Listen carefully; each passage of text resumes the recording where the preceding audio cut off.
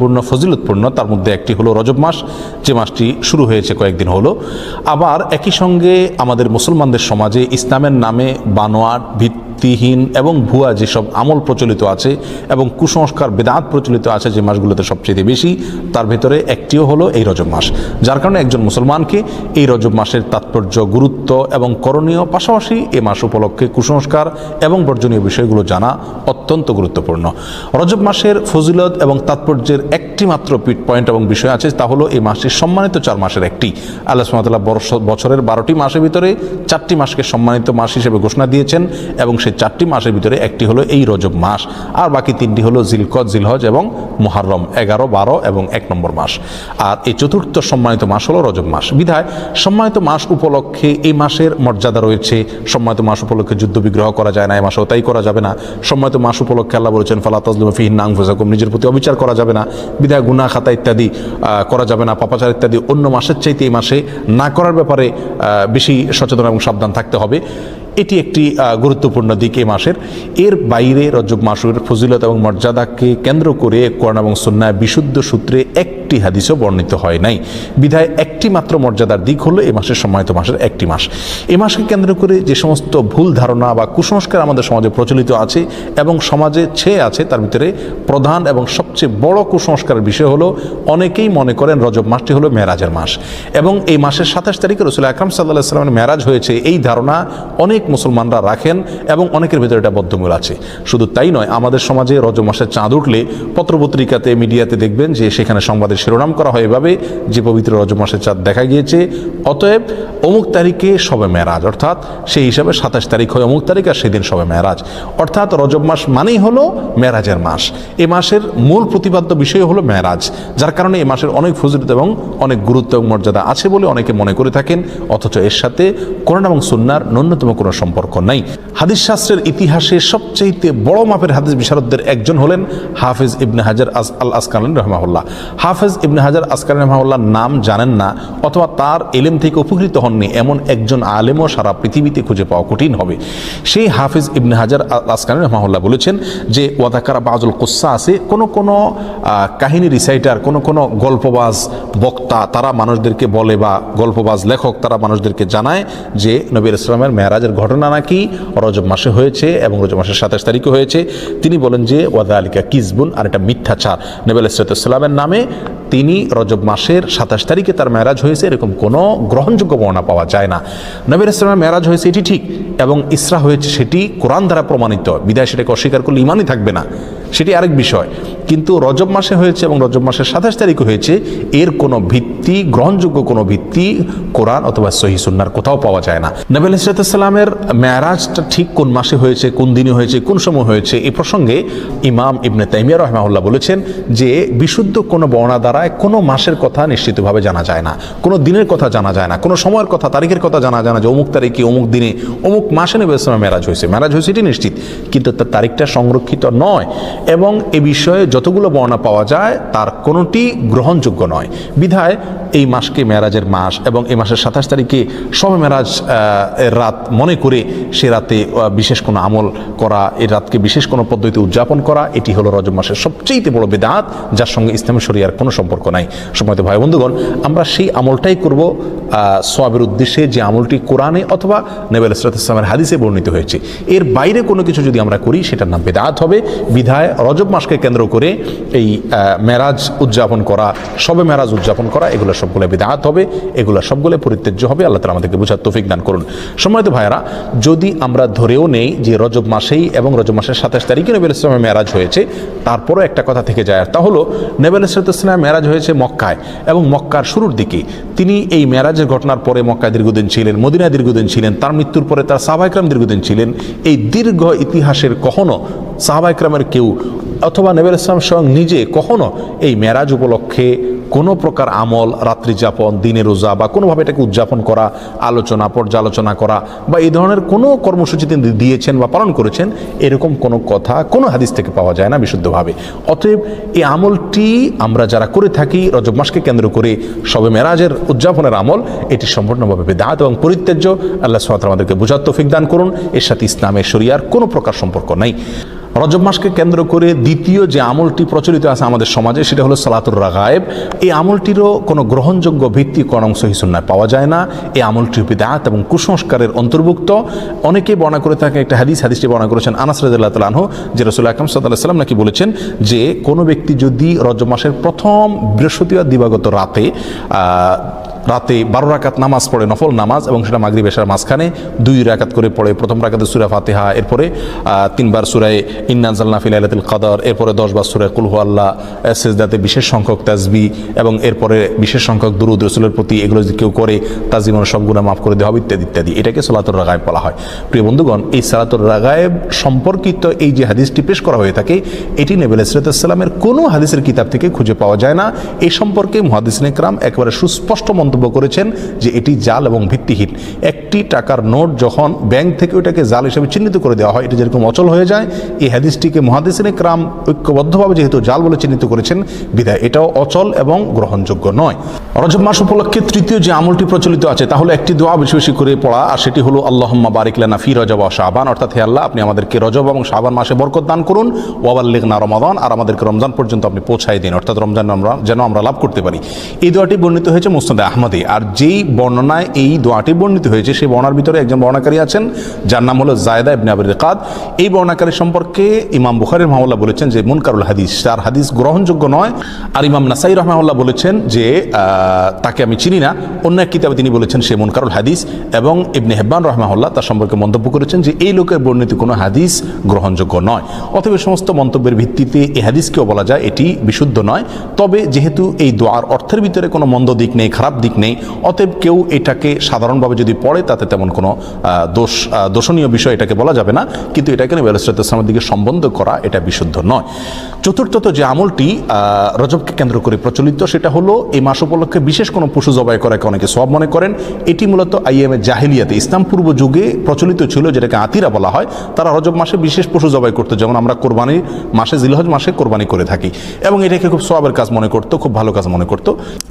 ইসলাম তাদের সেই প্রথাকে সম্পূর্ণভাবে রহিত করেছে, বিলুপ্ত করেছে। এই সম্পর্কে বহু বিশুদ্ধ হাদিস বর্ণিত আছে। বিধায় রজব মাস উপলক্ষে বিশেষ কোনো পশু জবাই করা এটাকে সওয়াবের কাজ মনে করা যাবে না।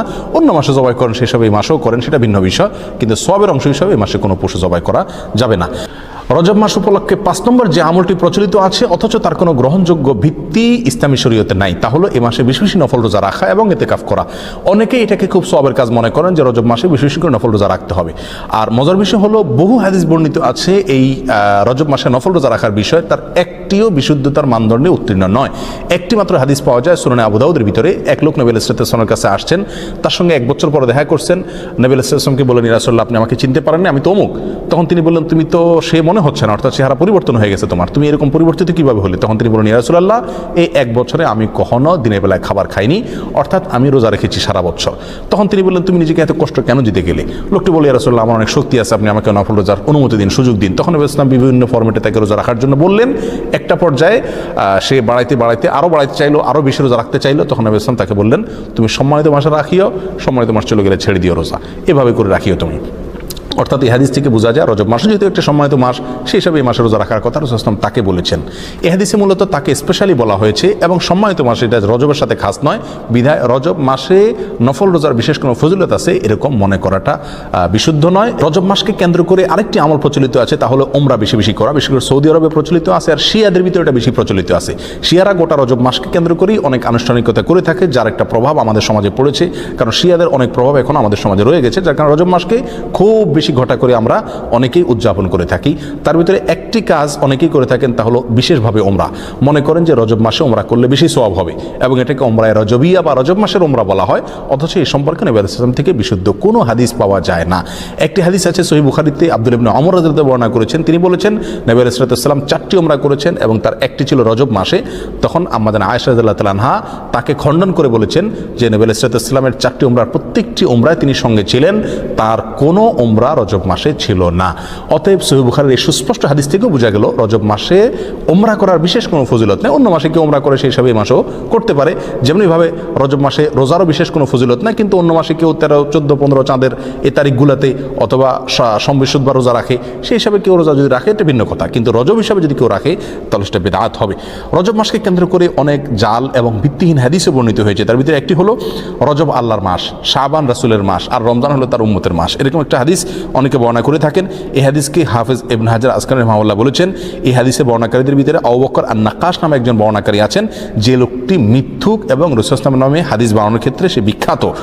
আর তার সম্পর্কে অন্যান্য মুহাদ্দিসিন ইকরামের অনেকে আরো অনেক মন্তব্য করেছেন। তার ভিতরে ইমাম সুয়ুতি রাহমাতুল্লাহি আলাইহি মুসনিদের ভিতরে ইমাম সানানি রাহিমাহুল্লাহ মুজওয়াত নামক কিতাবে তার সম্পর্কে একই মন্তব্য প্রায় করেছেন। বিধায় এটিও জাল এবং ভিত্তিহীন হাদিস।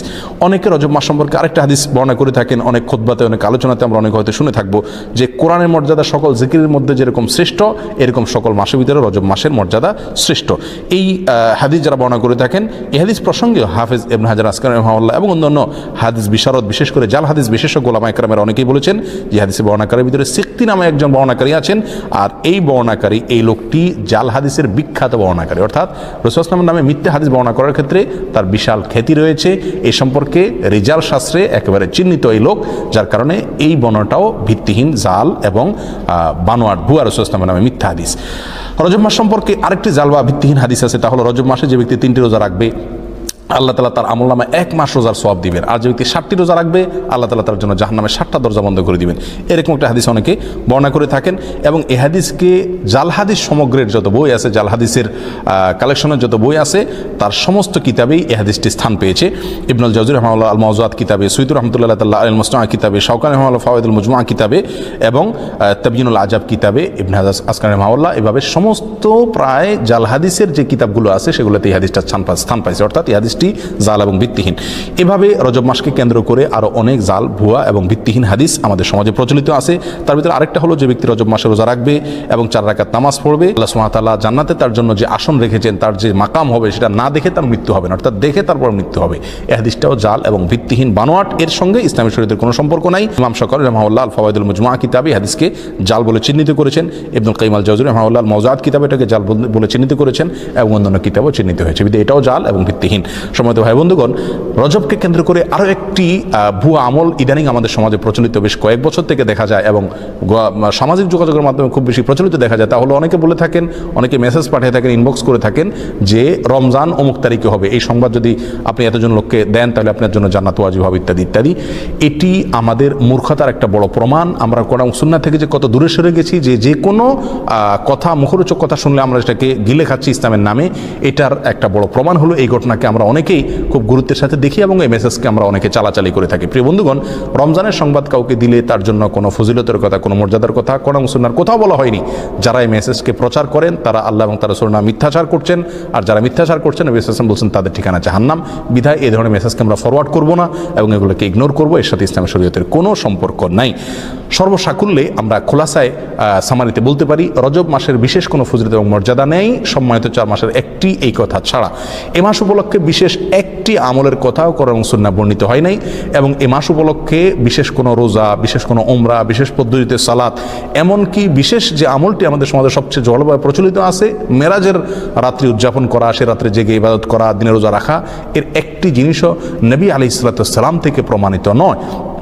আর নবী আলাইহিস সালাম থেকে যেটি প্রমাণিত নয়, সেটা দেখতে যতই ভালো দেখা যাক না কেন, তার কোনো সওয়াব আমরা পাবো না। এটা বেদাত হিসাবে গণ্য হবে, আর বেদাতের ঠিকানা জাহান্নাম। আমরা অনেকেই বলে থাকি যে মানুষ এমনি মসজিদে আসে না, নামাজে আসে না, এক উসিলা যদি শবে মেরাজ উপলক্ষে মসজিদে আসে, আপনারা বাধা দিয়ে মসজিদ থেকে বের করে লাভ কি? তারা তো গান গাচ্ছে না, হারাম কাজ করছে না। যে সমস্ত ভাইরা এটা বলেন, 2 কারণে তাদের সঙ্গে আমরা একমত হতে পারবো না। নাম্বার 1, বেদাত কাকে বলা হয়? ভালো কাজ, দেখতে ভালোই মনে হচ্ছে, কিন্তু কোরআন এবং সুন্নাহ এটা করতে বলা হয়নি, এটার নাম বেদাত, আর এই বেদাতের ঠিকানা জাহান্নাম। বিধায় এই কাজটি সেই সংজ্ঞার মানদণ্ডে বেদাতের ভিতরে অন্তর্ভুক্ত হবে। বিধায় এটা করলে সওয়াব হবে না, বরং গুনাহ হবে, যদিও দেখতে ভালো দেখা যাচ্ছে। দ্বিতীয়ত, শবে মেরাজ উপলক্ষে মানুষ আসে, উপলক্ষে সংশোধন হয়ে যাবে, যারা এরকম ধারণা করেন তারা ভুলের স্বর্গে বাস করছেন। কারণ শবে মেরাজ উপলক্ষে মসজিদে এসছেন এবং এই বেদাতি পদ্ধতিতে জিকির ইবাদতবন্দি করছেন, এরপরে সারা জীবনের জন্য সংশোধিত হয়ে সারা বছর মসজিদে আসা ধরছেন, নামাজ পড়ছেন, এরকম একটি লোকও খুঁজে পাওয়া যাবে না। বিধায় এই বেদাত দিয়ে কোনোদিন মানুষের সংশোধন হবে না। এই বেদাতকে আমরা বর্জন করি। সারা দেশে জোরালোভাবে আমাদের সমাজের সবচেয়ে জোরালোভাবে যে কয়েকটি বিদআত প্রচলিত আছে তার ভিতরে একটা হলো এই মেরাজ উদযাপন এবং মেরাজ উপলক্ষে বিশেষ আমল। আল্লাহ সুবহানাহু ওয়া তাআলা আমাদের সকলকে রজব মাসকে কেন্দ্র করে যে সমস্ত বিদআত আছে, কুসংস্কার আছে, এগুলো থেকে বেঁচে থাকার তৌফিক দান করুন। কোরআন এবং সুন্নাহর বিশুদ্ধ জ্ঞান অর্জন করার তৌফিক দান করুন এবং বিশুদ্ধ জ্ঞান অনুযায়ী পরিশুদ্ধ আমল করার তৌফিক দান করুন। জাযাকুমুল্লাহু খায়রা। আসসালামু আলাইকুম ওয়া রাহমাতুল্লাহি ওয়া বারাকাতুহু।